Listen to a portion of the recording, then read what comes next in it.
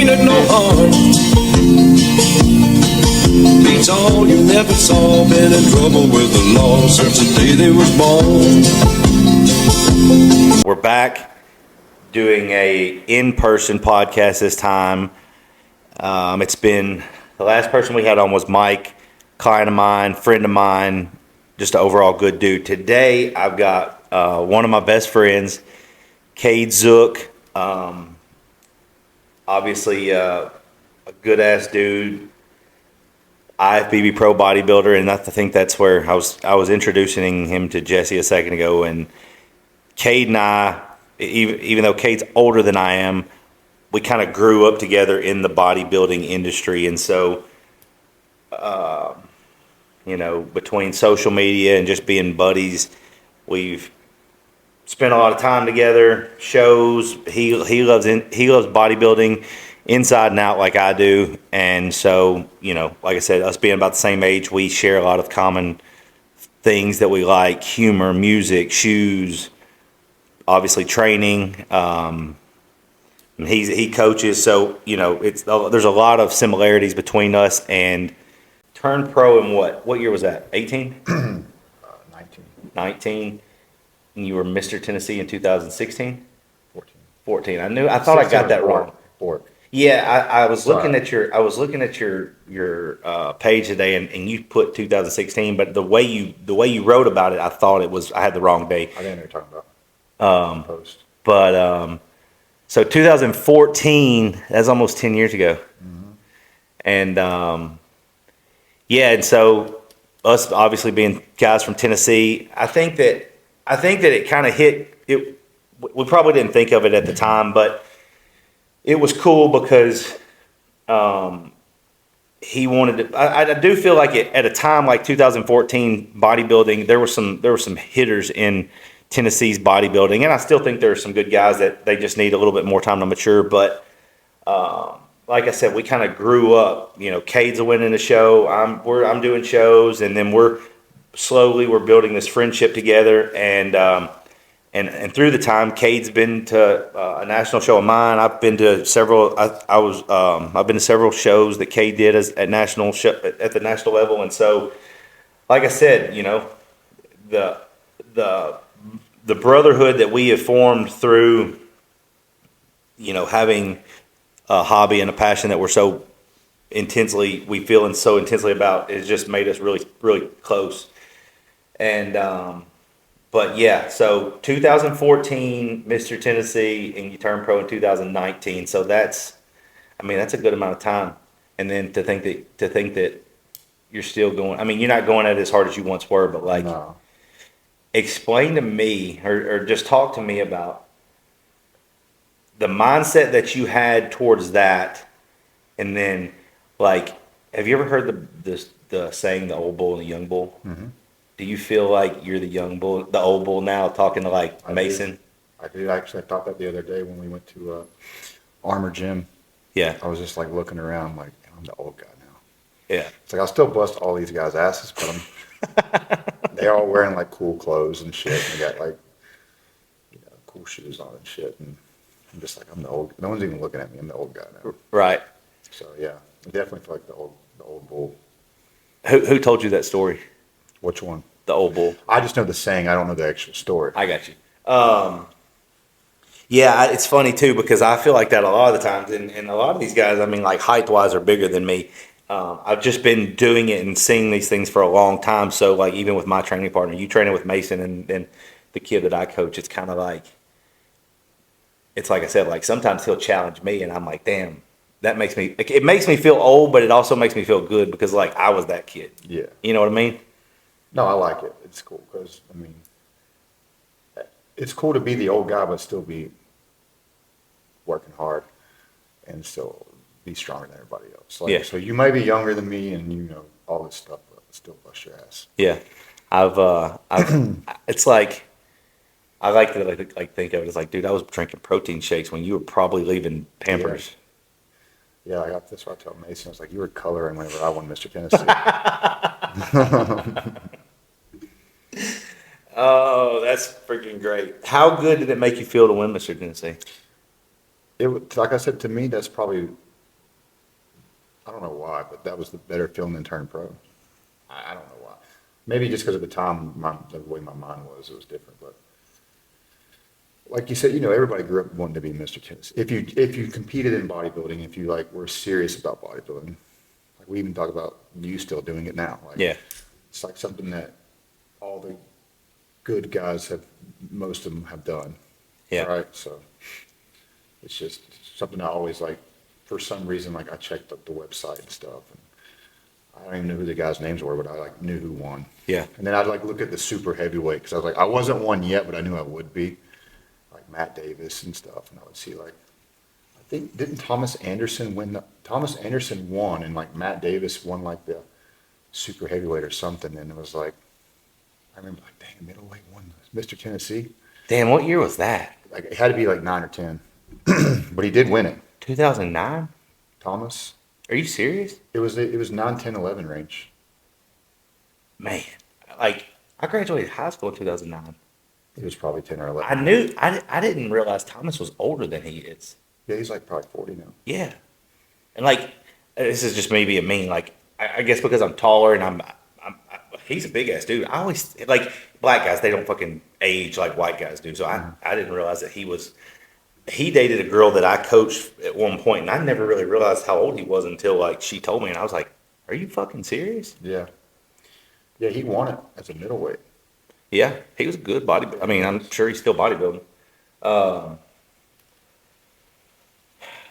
What about North Americans? What about it? What is, aside from turning pro, what is your favorite memory from like doing that? Yeah, it was just like the hotel and all this bullshit, it was just fun. Going to the gym, taking off your shirt whenever you got a good pump and everybody's staring at you. And other competitors being there staring at you, and they knew they were kind of like in trouble when they see you. And then just all that, just like hanging out with your friends and stuff. It was just fun. I look forward to it. I was there for like 4 or 5 days a week. Yeah. We always get there like really early. And we just kick it and work out and just bullshit in the room. And that was always fun. But I don't know why I always chose that show. I think I actually chose that show because Dallas did it. Because he was from here and he won it on his first try. I was just like, What year was that? Was that? he won in 11 or 12. I think it was 12. Yeah. And what years did you do it? I did it 15, 16, 17, 18, 19. What out of all those shows is 19? Was that your favorite? No, 18. 19 sucked. Wow. I didn't like 19. Even though I turned pro, I didn't like the way I looked. Even though I won, I don't like the pictures. I don't like the way I look because I wasn't me. I had to train. I tore my tricep in October, and then I couldn't train for upper body like fully until like March. And even then, it was just like not fully.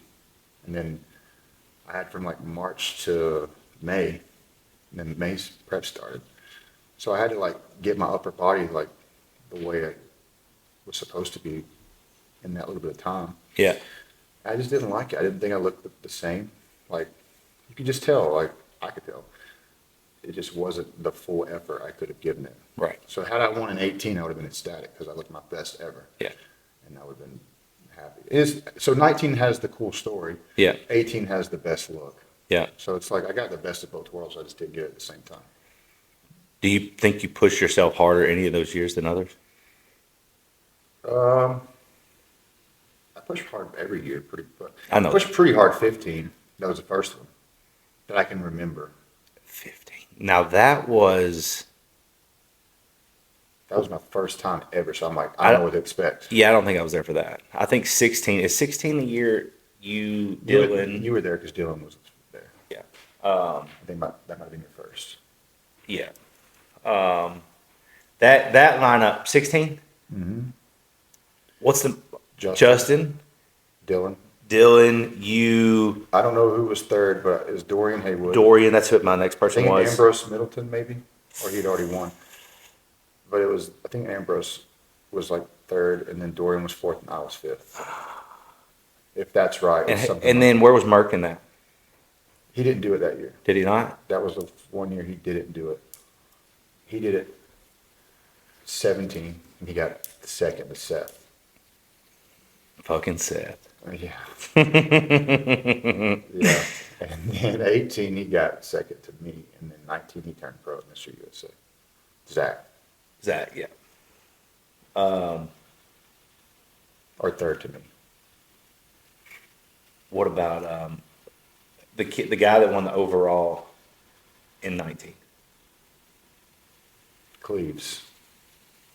Is that who that was? Yeah, light heavyweight. The year you won? Yeah. He won the overall. Oh, that's right. No, I was thinking of maybe was it 18? Who won 18? Ron. That's right. That's right. Yeah. That's right. What's he doing now? He's still doing it. He hasn't competed, but he's like, I can see him like working out and posting stuff. He's like with Psycho, I think. Yeah.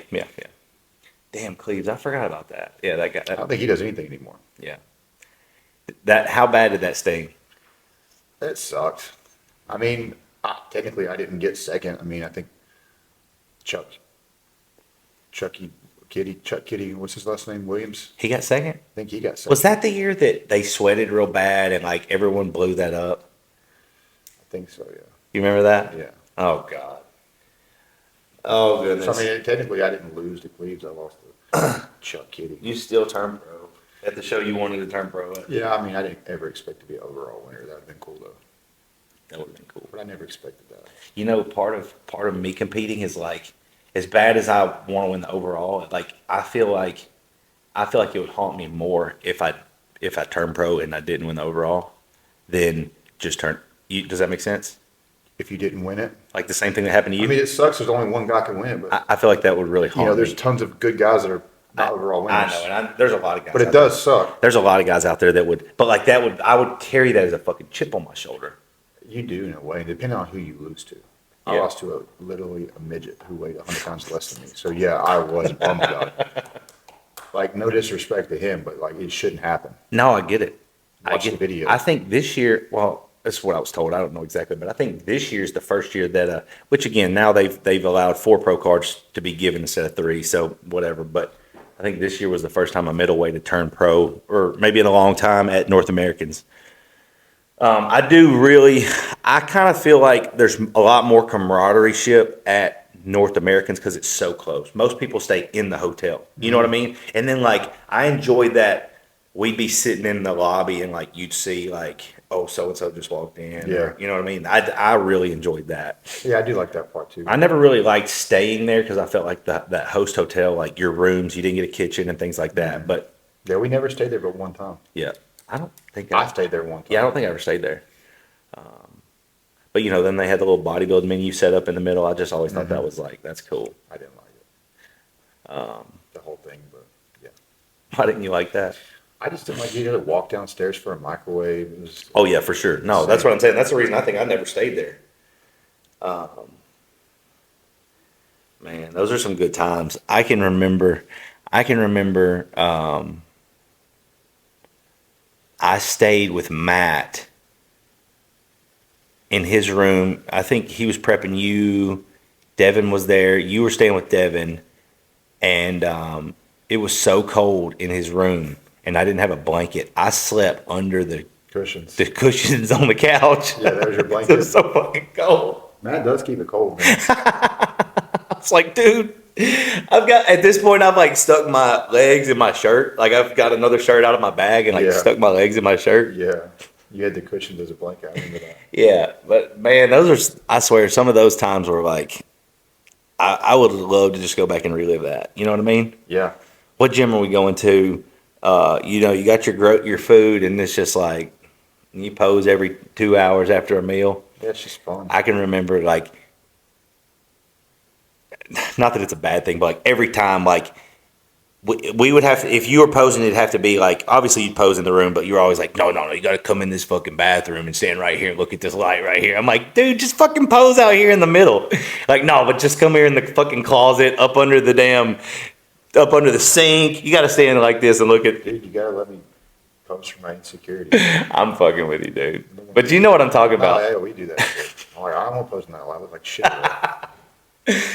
Oh, okay. Let's make a turn. Dorian, how has that like impacted your life? Like, obviously we'll talk about a lot of different things. One note I made right here was like keeping the house clean. Are you like a neat freak? Yes. Like, so like if this is the counter and this is pink salt, does pink salt always have a spot where you have it sitting? Yes. Like me? Yes. And so like when you have a kid and their minds just roll so fast, it's like there's a toy there, there's a toy there, there's a toy there, and they're like for instance, Rain, there'll be toys sitting right here and here and here and here and like in here, and it's like I'm just thinking to myself, you pick it up and then it's like 30 minutes later, she'll get it out for 2 seconds and then it's it's there for until I clean it up again. Yeah. No, if he does stuff like that, like if I see him pull something out and then I'll catch him like within 5 minutes not touching it anymore, I immediately put it backward. I don't let a mess pile up. Right. I fix it before, and I don't like that. So like if he's playing with that, I'll leave it out, but if he's not, I'll put it back up. Yeah. So I don't let the mess happen. It stresses me out. Yeah. What is he to the age now where you're like trying to teach him to like, hey, let's clean up before we go to bed? Yeah, I get him to like pick his shoe. He'll like just take his shoes off like when he gets home and just like leave them on the floor. Yeah. Put them over there. Like things like that. He just, I get it. I probably did the same thing. I don't Right. remember, but I try to make him clean his mess up and stuff like that. And he's not too bad about it. What about like potty training? He's good at that. Huh? He's good at that. How was that for you? He did it easy. How did you initiate like, all right, we're fixing to start getting potty trained? What was your tip or how did it work for you? Or maybe you heard somebody else do it. Just let him run around butt naked all the time. Yeah. Which was kind of annoying.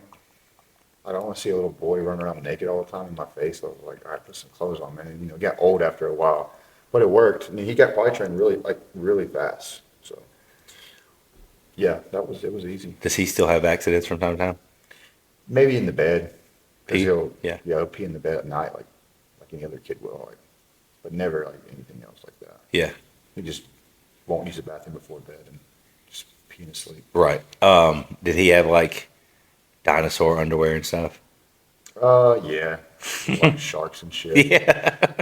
But yeah, he's got a few of those.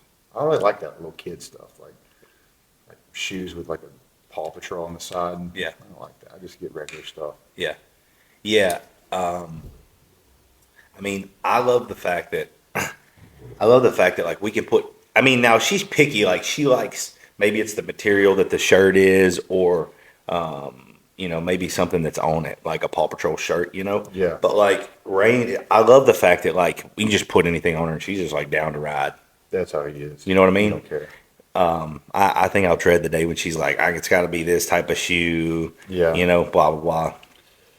Which will probably happen much faster than it did for us nowadays. Oh, I'm sure. Probably like 8 years old, they're probably doing that. Oh, I'm sure. I see when I'm dropping her off at school sometimes like the mom and the kid are matching, like, everyone wears like the low top Jordan ones now. I'm like, they're putting their kids in that. I mean, there's nothing wrong with that. I'm just like, I mean, that you're starting that, you know what I mean?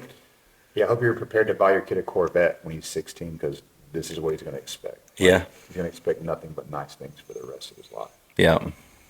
It's funny too, because like when I'm dropping Rain off at school or picking her up, usually there's another guy or woman, dropping their kids off doing the same, and it's like I'll see dads wearing like cool Jordans and stuff like that, and here I'm coming in like some busted work boots or something Yeah. like that, and I'm like, I see you. Yeah, I see that too. I don't give a shit. No, I don't give a shit either. I'm just like, I got you, buddy. Yeah. Man, I honestly think like if you raise your child to be a halfway decent person, I think that's hard. But like just kids growing up, I don't think that's hard. She's tested my patience pretty good a couple times, and I'm like I don't like lash out. I might raise my voice, but I don't know. What do you think about that? If it happens, it happens. I mean, you can't control that. No, I know. If something makes you, I mean, you ain't going to like physically beat her, but No. you can't help if something makes you mad. Yeah. I mean, just your reaction. I think, and then Work on it. Yeah, absolutely. And I think that like she comes home from school and she's played all day long, and so like she's probably tired. Obviously the goal is to teach her not to act like that, even though when she's tired. But they're a kid; they don't know Yeah. things like that. Yeah, I try not to be too bad, but sometimes my mouth gets carried away. You know how it is. Say something, but I'll apologize. Yeah. What do you think's the coolest part about having a kid? Uh, like I don't know. I like watching him like discover things and learn and like constantly asking me what something spells. 'Cause he knows all the letters, but he doesn't know how to spell like all the words. So, like he'll be like, "What is like your shirt says bull?" He'll be like, "What is BULL?" And I'm like, "Bull." Yeah. And then he just like all day long, it's just like that. Yeah. You're driving in a car, I'll see like a side of a car, like an advertisement, and he'll just like ask me. And then he's like counting to 100 and stuff now, which is cool. Yeah. So it's cool seeing him learn and discover things and seeing him do things for the first time, like like a roller coaster or something like that, or something cool that their reaction, Yeah. stuff like that. All right, so we'll go back into training because I did want to touch on these. As we kind of touched on, like your favorite moment of bodybuilding. What was your least favorite moment of bodybuilding? Least favorite moment? Like, I don't know, maybe it made you feel down in the dumps. Maybe, you're sad, whatever. Not like, I don't want to hear like a depression story or anything, but like, you've tore tricep, pec, lat, bicep, and then your knee. Yeah, I've torn my quad, but not at the quad tendon. It was the quad. It's like I got a dent in my leg now. It's never going to go away. It's been there for 10 years. Obviously, had surgery on it, but tore like the middle of your quad you were talking about yesterday. It hurts you. Yeah. Tore that. Yeah. But no, nothing to do with injuries. Like, I don't know, like maybe just like a stage moment. What was your, like, when you did tear those, what's your immediate thought other than fuck, man, this is going to put me back? Like, what's going through your mind at that point? Back then. After you've thought what I just said, like, fuck, this sucks, probably cry a little bit or don't know why it's me. Like, what is your next thought? Back then it'd be like, let me see what I could do, work around it. Like if the workout's not done, I was going to try to finish it. So I was like, all right, I'll try a leg press or I'll try this. And then once I knew what I couldn't do, that kind of like let me know how bad it was. Right. Like when you tore your tricep, I couldn't even touch my face. Yeah. I can't do anything. Like I know I can't do anything. So like I had no choice but to like take care of that. But the other ones that like were just like muscle tears, like those were different because I still had like, I couldn't go this way, but I could go this way. Right. It's like, well, I just do rows this way. Right. And it's just dumbass shit like that I would do. So it never bothered me too. It bothered me more now that I'm older and I don't compete. So now when I get hurt, I get actually like pissed off and like probably depressed too, because I'm just like falling apart. But like back then I was just, how am I going to work around this? Do you think you have a reason why maybe you had so many injuries? I mean, obviously you train hard. I think that anybody watching this would know that. Like, do you think you were just pushing your body harder than it was wanting to be pushed? No, I don't think I worked out any harder than like anybody else who works out hard. But like I think, like if you look at like sports, like there's athletes that just get hurt more. Yeah. Like they've had shortened careers. There's a lot of them. Like just, I think people just are just prone to being hurt more. I don't know. I think. Yeah, like I went to a concert the other day, and the dude, the lead singer, he's like 52, and he like just jumped off this thing like 10 feet in the air, lifted his knees up by his ears, and then landed on the ground. I'm like, if I jumped off this table, I would tear something. Yeah, but you probably got 100 pounds on it. It is, but it's just like, even at 50 years old. Oh, I agree. It's I agree. insane. Yeah, and that's the craziest thing about it. You talk about kids and stuff like that, like, and talking about a concert. I went and saw Kid Rock, and I swear, dude, for like. Maybe his set was like 2 hours. I don't really remember, but he like legit danced and like jumping up and down, like just doing the craziest shit. And I'm like, damn, dude. I mean, people are like, it was a show. Mm-hmm. I mean, obviously he sang all the songs we liked, but like at the end of the night, he had worked his ass off, and he's probably close to 50 at this point, I would imagine, if not close to 60. But I do think about things like that, like. Like I've had some like knee issues, knee pain, and things like that. And so, I mean, like if you lay down on the floor with Dorian, and he's just like jumps back up and runs. Dad, come in here. Like you're like, damn, dude, I gotta get my big ass up. Hold on. And it's like, and then like when he jumps down in the floor and then you jump down in the floor, it's not like you jump down in the floor. You're like putting your weight on a couch, putting one knee down. You know what I mean? Just putting something under your knee to like put a little cushion between your knee. You know, that's kind of the. I feel like I have this conversation, not this conversation, but what I'm fixing to say with like older people all the time, and they're like, "Boy, you ain't old," and I'm like, "No, I'm not old, but I got a lot of miles on my body." You know what I mean? Yeah.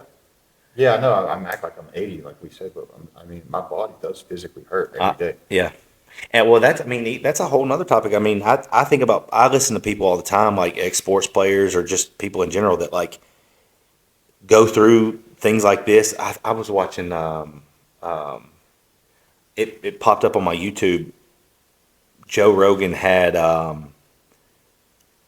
Kurt Angle. yep, he had him on, and he was talking about like going through like a phase of like painkillers and He's taking like 60 drinking. Vicodin a day. Yeah, did you watch that? I listened to it on the way here, actually. Yeah. But like, yeah, I mean, But like, and you can like look at him, even though like tell. you can really you can tell tell. he's in pain just by his voice. Well, and I think that obviously, I was gonna say pain, but like you can tell that like he's not right from all the shit. Yeah, but I mean, that's kind of like bodybuilding. Wrestling and bodybuilding are like the same thing. Like you have people are like, why do you do this shit? And you're like, I don't know why I do this shit, but they just can't. They can't stop. That's why they wrestle till they're 50. Yeah, They're addicted to the screams, the fans, and coming out. It's got to be a crazy feeling to see that. And then when it ends, it's got to be really hard. You know what I mean? Could you imagine like walking out to 100,000 people? and then like And walking then, out like, to then you like just- 1,000. Or then just waking up and just checking your mail. Like just watching TV. You're like 60 and you're retired. Do you think about stuff like that a lot? Yeah. That shit's. I don't think people realize that will happen to them. Yeah, and I think that probably 2 years ago I was still so delusional to think that like, well, and the reason I say that is like Ronnie Coleman bodybuilded until he was what 40. Yeah, like 45 probably. Yeah, Something right. like that, yeah. And in my opinion, and I'm sure I know you think the same way. Like, there's no way I could do it like I'm doing it. I mean, I'm sure there is, but like with the things that you've been through, like, can you imagine still trying to push as hard as you do till you're 45? No, not at that level. I definitely think that like something's got to give at that point. I mean, now you look at him and you're like, damn.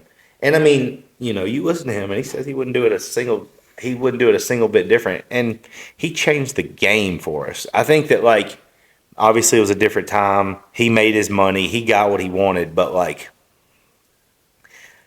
I think with as much as we know nowadays, and then the power of the internet and all the things, I just think that it's like, I ask myself sometimes how he did that. Other than, I mean, I know he rode on a high for, probably 15 years. Yeah. Probably still on a high, to be honest with you. But I do think about that a lot. Like I said, I think about everything. Like I said, getting in the floor to play with rain when it's like, I mean, like I said, you're 275 pounds, just going around and like, I mean, you like to play basketball, which is cool. That probably helps with your cardio and then playing with Dorian. But, the average bodybuilder's not playing pickup games of basketball either. No. You know what I mean? And a lot's changed since when you were bodybuilding to being able to play a pickup game of basketball. Yeah, for sure. Even that hurts me. Like when I'm done, my like feet and legs are like. Does that make you feel good? Like when you're exhausted after a long day of work and then playing basketball, like whether it's, and I know how you treat basketball. It's like, I'm going to practice 10 shots this part, 10 shots here, 10 shots here, 10 shots here. So it's almost like it's calculated that you would be good, right? As a bodybuilder, I think that people don't understand that when you have the consistency and the discipline and just the willpower, like you're going to be good. Right. It just depends on how good you will be. And I think that's where genetics play a part. Mm-hmm. You know what I mean? Like everyone wants to talk about genetics, but I think if you've got the basics down, which is what you and I have been able to master, and then I made another note right here of like the process. Like Cade's one of those, and I don't know too many of them. I mean, I know some, but like when you master the basics, it's only a matter of time until you're good. Yeah. You know what I mean? Yeah. And then it's just how good can you be? And I think that's where genetics plays a role. Yeah, well, it's like, so like in bodybuilding, like if you master the basics of like lifting, like squatting, bench pressing, dumbbell press, all that, then all those machines are just like cakewalks for you. Yeah. It really is. And that's what I'm saying. Like when you master the art of lifting, and I don't mean just working out. I mean master the art of like lifting weights. The right way. Right. You're gonna be big. Yeah. People are gonna look at you and say, you obviously work out. Now You're gonna be strong. Yeah. Just like what I mean, strong at everything. Right. Like you'll do a machine you've never done before, and you'll be able to be good at it. yeah. You know, like I'm good at that. Like, Man, and I think weights. about like when we're talking about putting, getting older and then the things that happen once you become a parent and then your kids grow up and like just the things in life. I don't like to be strong for like what I can lift in the garage. You know what I mean? Like, but I do think about still being able to be strong enough to like if I need to move something in the house, like, you know what I mean? Like the amount of weight that I lift is always kind of been irrelevant to me. Obviously, if I had one plate on the bar, I wanted it to be 2 plates at some point, more and more and more. But like, I don't like try to keep my strength so I can like move the refrigerator up the steps. You know what I mean? Yeah. But I still like, if I had to, I want to be strong for things that I had to do. You know what I mean? Yeah, but I think even you would still want to be a certain level of strong for the rest of your life. Absolutely. Like a number. Like as long as I can push to 100-pound dumbbells, I'm good. As long as like, you know what I mean? Well- Stuff like that. Like there's a baseline that you want to don't get below. Well, that's another note I had right here. And since you kind of like segued into that, like, and this is the way I see it now, right? Like, again, from having lifted pretty damn hard I was lifting weights at 7th grade. And then it just kind of escalated and escalated and escalated to here we are. But from where you started to where you are now, in my opinion, like my training has evolved so much that, yeah, you're right. I feel like if I couldn't go in the gym and pick up the 100s and like get a good set with them, that probably would be like damn, I got to accept this now, or I'm going to make it fucking happen. You know what I mean? But like, I do think that I could go into the gym if I never bench press over the 100-pound dumbbells again, I could still look big, be strong, and stay healthy. Like, for instance, I was talking to you about this yesterday, like Gator. Like, it doesn't matter how much he weighs, it doesn't matter how much he lifts, but like he's 59. And that's like, people don't understand, like him and I are buddies and partners and things like that. But like, I have an ultimate level of respect for people like that because he's 59 and he's still like hanging with I mean, he could hang with 20-year-olds. He can outdo 20-year-olds, but like he's been training since he was 20 or before that. And he's been able to hang on to that. And it's like, it's not about winning shows in your 50s or how much you can press or not press, but it's like he can still walk into a room and command respect by the way he carries himself because of the level of body image and shape he's kept himself in for 30 years. I give some and then be as successful as he's been able to be. And I think, and him and I talk about this all the time, like, number one, when you carry yourself a certain way, they might not look at you and think, damn, that dude's got $1 million because he's big. But they look at you and be like, whatever he did to do that, I know is not easy. So like, I feel like you get you get a higher, quicker level of respect from your peers because of you're a walking billboard. Yeah. Does that make sense? Yeah. And so in my mind, I put those two together, that he's 60, he's been as successful as he has, and he's maintained to hold on to a pretty damn good physique. I mean, he could technically get in and win a decent show in the right lineup. I mean, like, he's not doing a master show and getting dead last. Right.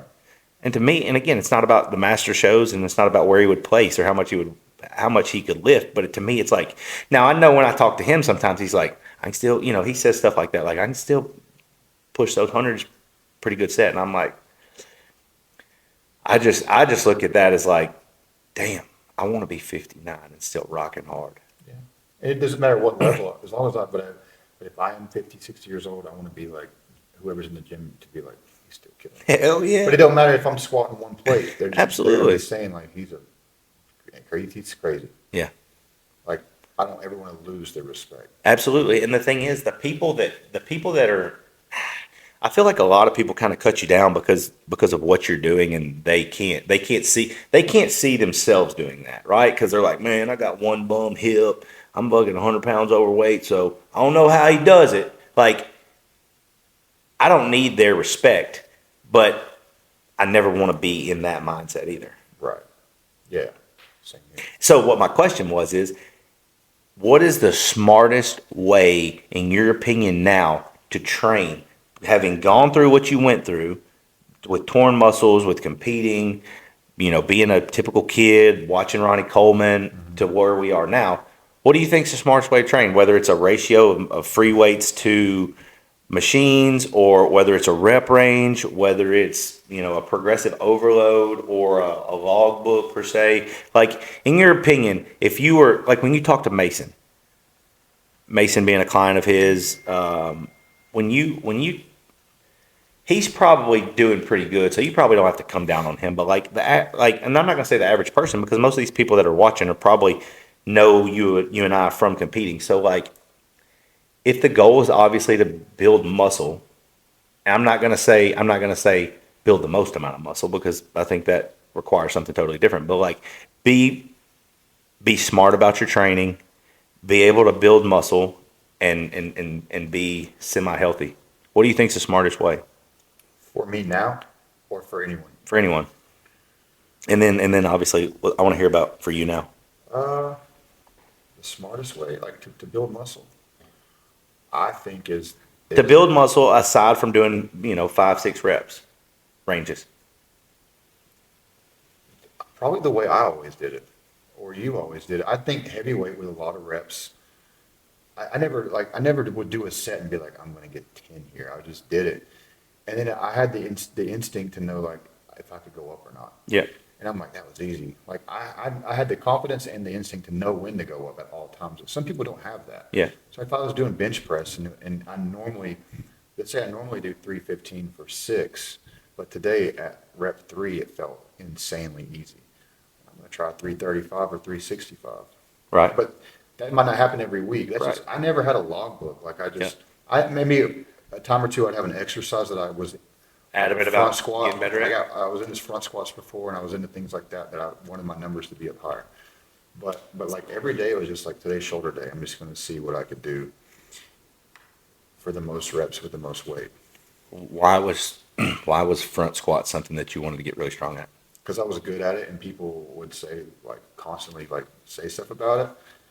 And then I noticed that no one else could do it. So I was like, I want to get really good at this. So I wanted to get 4 plates on it. That was always my goal, and I did it 10 times.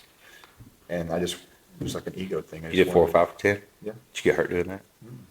I did that like 4 years ago. That's fucking strong. I got 315 for 20. That's like obviously it's taxing, but I feel like when you're doing that, it's not as hard with like from the waist down is not as hard as holding it from the waist up. Yeah, I was like choking me. I was gagging because I couldn't breathe. Yeah. But I still wanted to get And your fucking shoulders are hurting like a motherfucker. Yeah. Do you do like this, or how do you do it? How do I you did like that. Yeah, that's how I do it. So that motherfucker's buried in your throat. Yeah, so you're like gagging. I find that funny that like you wanted to get hard, you wanted to get good, and I find myself doing the same shit. Like, you wanted to get good at what everyone else. I always thought front squat's probably one of the hardest exercises there is. And that's what I'm saying. Like, I find it funny. It's not funny. It's really to think that's what makes a person like you and I is like, you find the hardest thing to get good at. Yeah, I would do that with some things. Like I would wanted to squat 4 plates for 20 reps. Yeah. Or just whatever I could think of that was wild, that I knew no one else would try. Yeah. Like a one-arm row with I remember one time I went to this gym that had 200-pound dumbbells. I was like, I'm a one-arm row, those 200-pound dumbbells. How many times did you do it? I don't know, 12 or something. Dude, my arms were so sore. My back wasn't sore at all. My arms were so sore. I didn't work arms the whole week. Right here. Yeah. God damn, dude. One arm rows will fuck that up so bad. Especially if it's too heavy. Yeah. One arm rows, barbell rows, and one arm rows is probably one arm dumbbell rows is probably one of my most favorite back exercises. Me too. And so like, I still to this day that those like you talking about a style of training, like I have to, and I know you know what I'm talking about. I have to manipulate what my training is going to be for either arm day or back day, because the next arm day or back day I could pay the price from what I did the prior. It was like that with my shoulder too. Like chest and shoulders kind of jacked me up for a few days. Yeah. So, but now I do more like still heavy, but it's not As heavy. Yeah, I mean, I still lift like the 100, 110, 120 pound dumbbells, but On what? like chest and shoulders, like Do you still military the hundreds? I can tell you, I did yesterday. How many reps? I think I got like 3 sets of 12. How much did Mason He do? did about the same. He's strong. Yeah. But now I try to superset more and rest less, and Why? because it forces me not to try to lift as heavy. Right. And I'm trying to just be like more fit, like burn more calories. Do you pay attention to how many calories you burn? No, but I want my workout to be more like I'm not taking the supplements or I'm eating a lot of food, but not the amount of food that I would need to eat to get bigger. So I know I'm not going to get bigger unless I want to. So I'm just trying to like maintain, but like improve composition. Right. So if I could be 270 something, but like lean and hard, I'd be happy with that. Yeah. Well, you can. Yeah, I know. But And like, you are. That's kind of how I want to be though. Like, I don't want to be too big, but I don't want to be too small yet. Like you got to transition into it. You know what's crazy though? It's Slowly. like, I get it. I know, for sure. But like, you take your shirt off anywhere and like, all the dads are like, God damn, dude, what the fuck do you take? You know, you're like, Yeah. dude, you don't even got a clue right now. I look in the mirror, I look like shit to me. Man, some days, you know, dude, I went through phases where like, I couldn't I could take my shirt off in the house. Not because I'd be in the mirror flexing, but like to look at myself and be like, God damn, dude, like I can't right now be as good as I want to be. You're like, you're having to take I still do that. you know what I'm saying? Like it doesn't affect me as bad, but like there's still moments where I'm like, God, you know, like I won't get on the scale.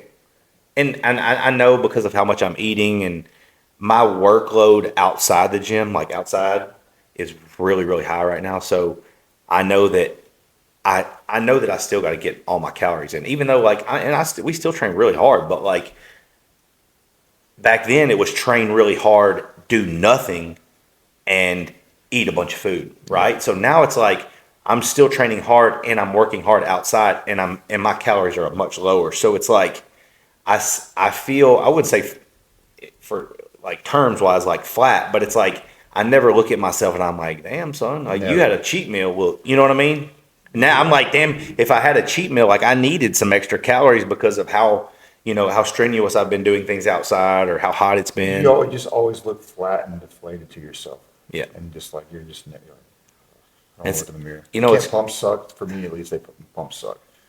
But I think that's because I got so many upper body injuries. Like, I don't get really good pumps. Yeah.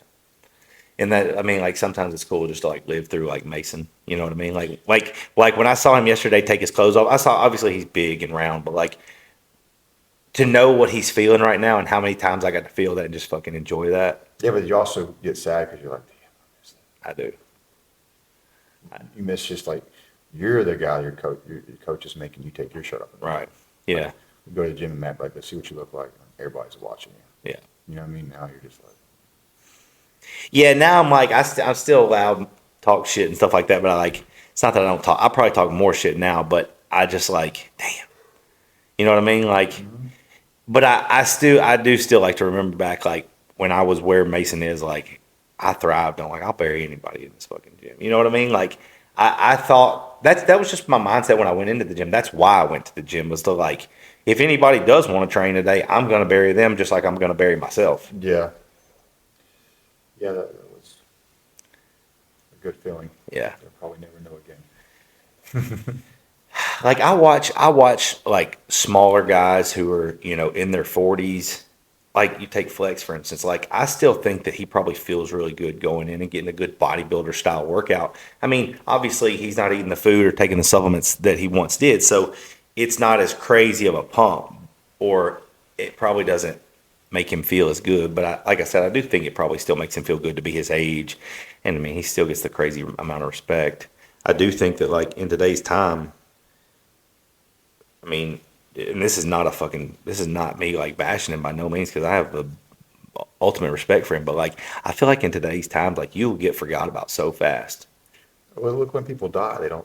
Yeah. Their Instagram posts 2 weeks. for a day or two. Yeah, with that, and then you never hear their name again. It's like 2 weeks, and then maybe the year that he like. The next year. Yeah, but after that, it's like for instance, how much longer are they going to? And this again, like same thing with Dallas. Like, how many more years do you think they'll be like rest in peace? You know, like on his anniversary that he died. None of them. It won't be much longer. Yeah. No one's going to talk about it in 10 years. Yeah. It's just, but that's just bodybuilding. But that's anything, I think. Yeah, probably. But bodybuilding is just what you and I relate to the most. Yeah. But like Kobe will never stop being talked about for his death. Well, I think Or thought about. I think until like your Steph Currys and those guys are out of the game. I don't think he'll ever be forgot about. But like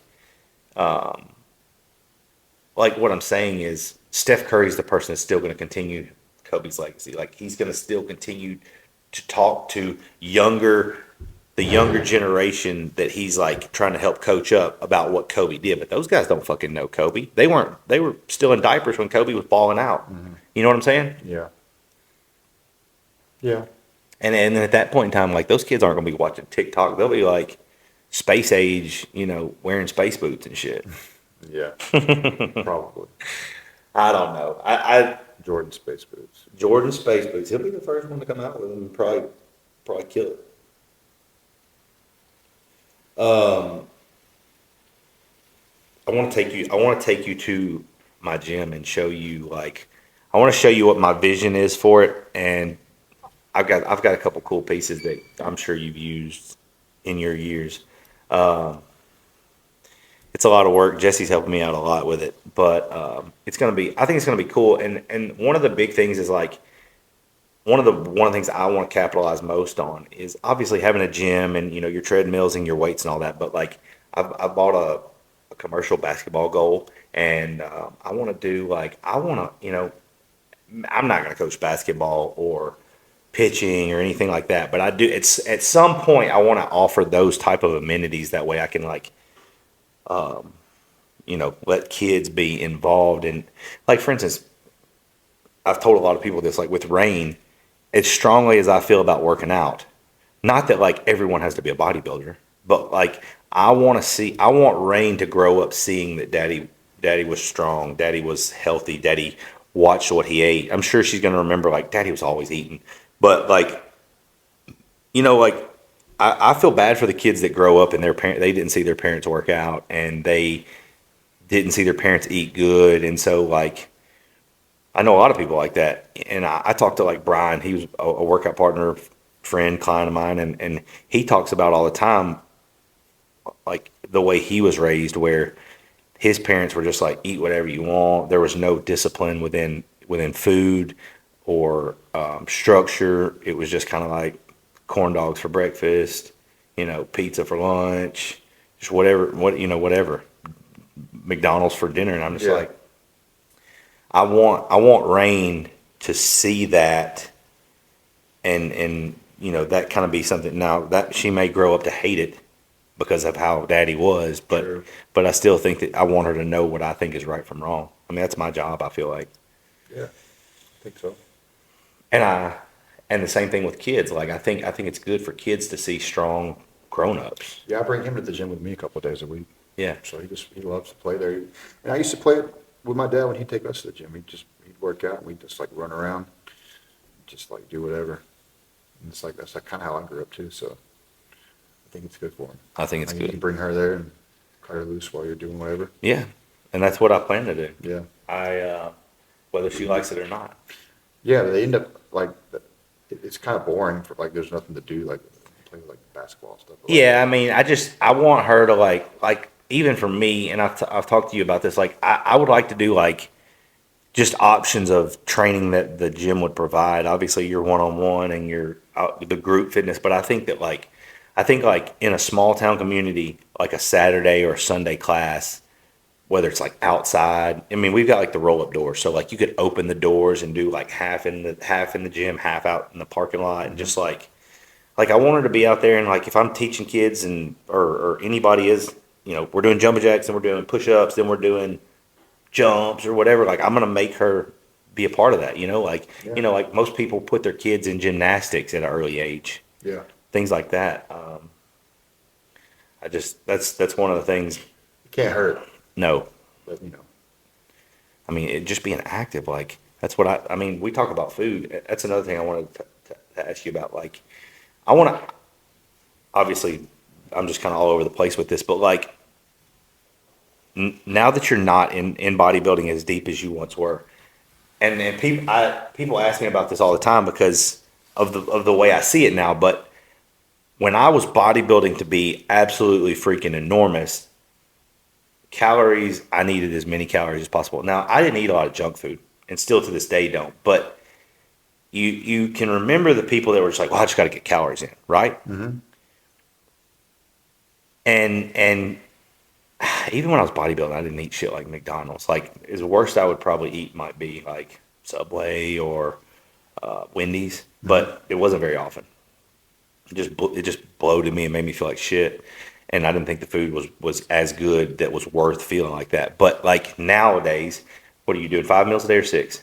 do 6. So now that your food is a lot lower, even though it's still a lot, 6 meals a day, like, do you feel strongly about like the quality of the food that you're putting in your body? Yeah, Like what I mean for me now, and I'll explain to you about how I feel. Like if I'm eating 5 meals a day, and sure I'm not gonna be Mr. Olympia or whatever, but I don't look at a meal or a quick meal as like, well, fuck it. I mean, I'll just stop and eat, you know, a double quarter pounder and get a fry and a Coke. Like I feel like more so now than ever. Like I said, I'm not worried about just getting calories in now. Now, like if it's junk food, I'd rather probably just skip a meal. Like if we were driving down the road and I wasn't going to be able to have a meal for 3.5, 4 hours, or we could stop at McDonald's. If I couldn't find something at McDonald's, which you probably can't, you know, where I had a protein shake or something on hand, like I would just probably be like, I'm gonna opt out. I'll just, yeah. you know what I mean? Oh yeah, Do you feel like that? I would never do that. Yeah. No, I would never eat junk food just for a meal. Just because it's mealtime? Not unless I'm just starving to death. And I mean, I'm, like in a different city and I haven't eaten in 6 hours. Yeah. right. But no, I would just go to, I would like find a Chipotle or Wendy's or Chick-fil-A, and I know what to get on those menus. That I Right. could, if I had to find something, I would. But Right. I wouldn't just go get a junk food just for the sake of a meal. Exactly. And that's how I feel about me. That's how I feel about me. That's how I feel about my child. That's how I feel about, you know, like I said, it's obviously different now because I'm not just engorging as many calories as possible to just feed my muscles and my recovery. But I do think like I'm obviously 10 years older now, and you know, you've got miles on your body. So I look at bad calories as like, you know, the typical junk food. That's what you call it. But that's how I look at it. I'm like, I'm not a top fuel dragster anymore by no means. But at the end of the day, just because I'm not a top fuel dragster doesn't mean I'm just going to go put some old junk watered down gas that's been sitting in the garage for 2 years in my body. Probably like less likely to put it in there now than I was back then. Exactly. 'Cause back then I just wanted to be huge. That's what I'm saying. That's how I am. Now I'm just like, Now I'm even more strict. fuck, man, if I just get 4 meals today, at least they were all good, clean Yeah, meals. more Not strict. not like, well, I got 4 good meals and then I blew it out at fucking Well, I know I'm Burger not King. training that hard, and I know I'm not taking supplements. Exactly. So more likely to put on body fat. Yeah, absolutely. And I just don't want to put on body fat. I'm the same way. If I feel like skin getting soft or something, it freak me out. Well, and that's another thing. I feel like now more so than ever, like the amount of calories we consumed at one time, I feel like when you threw a pizza in there, yes, it was going to affect the next meal, but like but there were so many calories going in that like I feel like my body burned through calories a lot better than per se now when my calories are way down and then try to do a whole pizza or whatever. Back then I would eat a whole pizza. Now I eat 2 slices. Exactly. Yeah. And not ruin the next meal. Absolutely. And you don't even count those 2 slices as a meal. No, it's just like me just satisfying my urge to have a pizza. Exactly. If my mom and dad get one or something at their house, I'm just like, I'll try a slice. Yeah. And I still eat my meal. I don't even I'm eat the same enough way. to fuck with my meal. I'm the same way. And I get my fix. So, and I have to be bloated. Yeah, Got a little extra calories too, so I'm good. Yeah. So, but yeah, that's what I do now. I'm the same way. There's no way I could eat a whole pizza now. I feel like my brain would fucking Yeah. I'm the go same. crazy. Used to, I'd eat a whole thing with ice If, cream. if I ate a whole thing of pizza, I would have to like push my next meal back probably 4 hours. At least. And then at that 4 hour point, I still wouldn't even be hungry. It would be like, God damn, I spent 4 hours. I just got to eat. Well, the day that I actually have my cheat meal on, I usually do my cheat meal for meal 5. Mm-hmm. And I don't ever eat meal 6. Yeah. Because I'm just so full. Yeah. I'm just like, I'm just going to go to bed. Yeah. I feel like it kind of evens out. Yeah. I agree. Let's see. All right. Last question that I've got wrote down. Like, what's the one quote that you heard one time that's always stuck with you? Dexter said, "Don't rush the process. Keep negativity out and your mouth shut." Jay Cutler said, "Never take the first offer." Of course, Shay would say that. Cody said, "Learn and understand empathy and compassion. Treat a man as he is, and he will remain as he is. Treat a man as he could be, and he will become what he should be." I like that one. I like that. I don't know. I just ask people that a lot, just because like that's my way of like getting a piece of knowledge from somebody. Because I feel like maybe this is just some of the things I remember from being a kid, but like, did you ever like hang around your grandparents? A little bit. Did they ever say things like, "Boy"? Yeah, I'm sure, but nothing that ever stuck with me. Yeah. Well, you were a kid. My grandpa died when I was probably like 12. And he lived in a different part of Florida than I did, so he was like 3-4 hours away. Right. So I never really got to have like insightful conversations with him. Yeah. Well, you didn't think of him as being insightful at the time. No, now, at this age, it would have been different. Yeah. But yeah, I didn't have any other grandpas. My step-grandpa died too, and I didn't really talk to him much either. So I didn't really get that like some people do. I feel like for me, it was like moments like that I don't know, man. It's like as I get older, I miss my grandparents more because like when I was around them, I feel like I got to feel like a kid. You know what I mean? Like they would be talking to me like that, and I didn't know what that meant, and that's why I asked that question because like most grandparents are pretty smart because they've lived through so many wisdom. Right. You know what I mean? I always say like that's what like gray hair is. Yeah, got a little bit of that. No, there was one quote from a TV show and I don't know why this stuck out to me. I don't know the exact wording of it, but I know how it goes. But it was off the TV show Boardwalk Empire, about like came on HBO. It was like about like the Prohibition era with like bootlegging and all that stuff. And one of these guys, he says, the problem with man is his inability to sit alone quietly in a room. I don't know why I always remember that, but I guess that kind of means like most people can't just sit alone quietly with their thoughts. They have to be distracted. They Right. can't, things like that. But I always remember that quote, and I even Googled it to see what it meant. Like, you know what I mean? Like, I always remember that quote. Do you feel like that stuck with you because you feel like you've been able to master that? Yeah, because I felt like maybe I was like, I am that kind of person. Like, I can just sit on the couch and just like literally just stare at the wall. Like, there's sometimes I do that. Like, I'll go home and I won't turn any lights on. Not that it's dark, but like just like this, and or a TV or anything, and I'll just sit. Sometimes I'll just sit and I'll just like, I'll pull my phone out, but then I'll instantly put it away. Yeah. I'll just daydream. I'll just think, and not that anything ever comes of it, but I do that a lot. I do too. I'll drive with no music on. I do too. Drove here with no music on the whole entire time.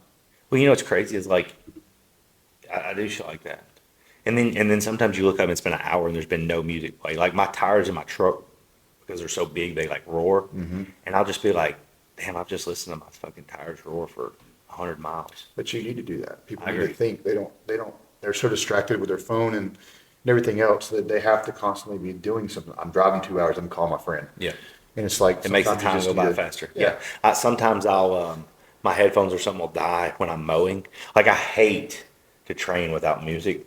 And it's not that I can't. I just like, it's one more of the processes that you take when you're getting yourself ready for the gym, whether it's like taking your pre-workout, having your shake ready, or your post-workout meal, or, you know, putting your straps on, putting your icy hot, whatever it is that you do. I've always like put my headphones in and I kind of just like, and I just kind of sit there and I don't think, but like, it's like, what's the first type of music that I want to listen to today? And it, you know, it could be leg day and I'm listening to fucking country.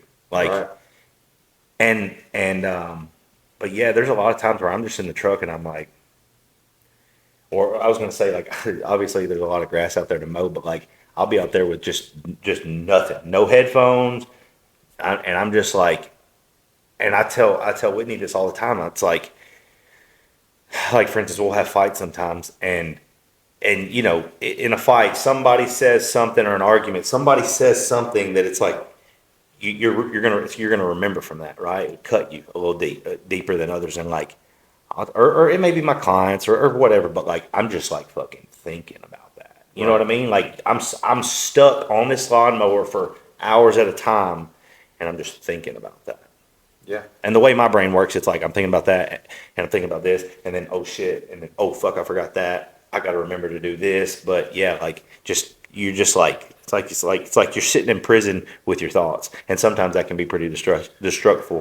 Sometimes I shouldn't do it, and I do it almost knowing it's going to be bad. Yeah. But I still can't stop. But, you know, a lot of times, sometimes at my gym I'll work out with no music, 'cause, you know, there's no one there, and I play the music over the speakers. And sometimes I'll just leave it silent. Yesterday, I've become bad about this just because I've got so much going on in my life now that like, and that's part of the reason why I like to train so early is because at 9 o'clock I'm dropping rain off, or I've just dropped rain off, and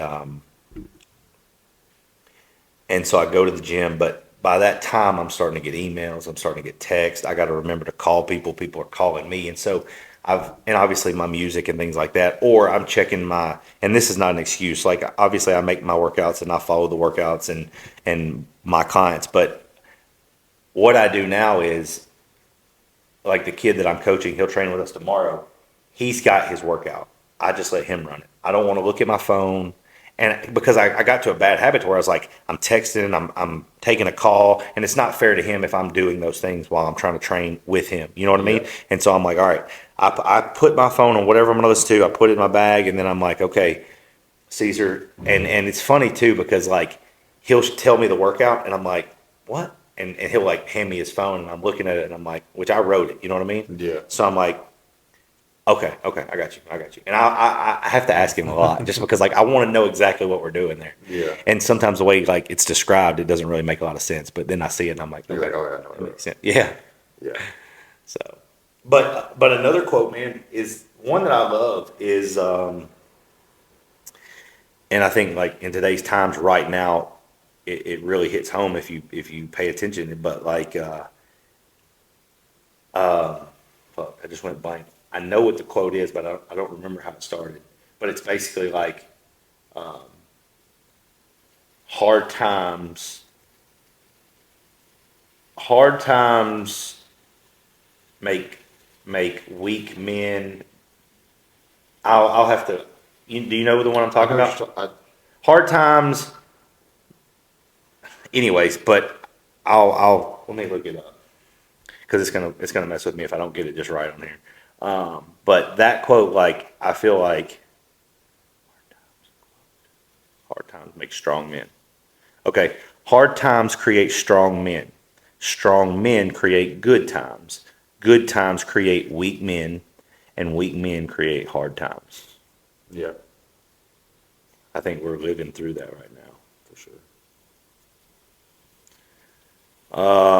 Well, that's a wrap. We're going to cut it there just because we got some other cool stuff we want to do. But for any of you guys still watching, we appreciate you tuning in, staying this long, listening to what we got to say. Anything that you want to say or add or comment, or if it made you feel a certain way, feel free to let us know. Subscribe. Trying to get Cade to do things like this more often, get him out of his shell. And I think it's good for all of us. I think that there's still a lot of people that are a fan of Cade, and I think that if someone slips up and they listen to this, they can learn something. So at the end of the day, that's my whole point behind this whole YouTube channel thing, is just to provide value, make obviously, like I said, value. Along the way, I'm going to make you laugh, probably piss you off, and hurt your feelings a little bit. But at the end of the day, if you stick with us, we're going to provide some value. So we're out. You got anything you want to add? I'm good. Appreciate you having me. Cool. That's a wrap. Fighting the system like a true modern day Robin Hood.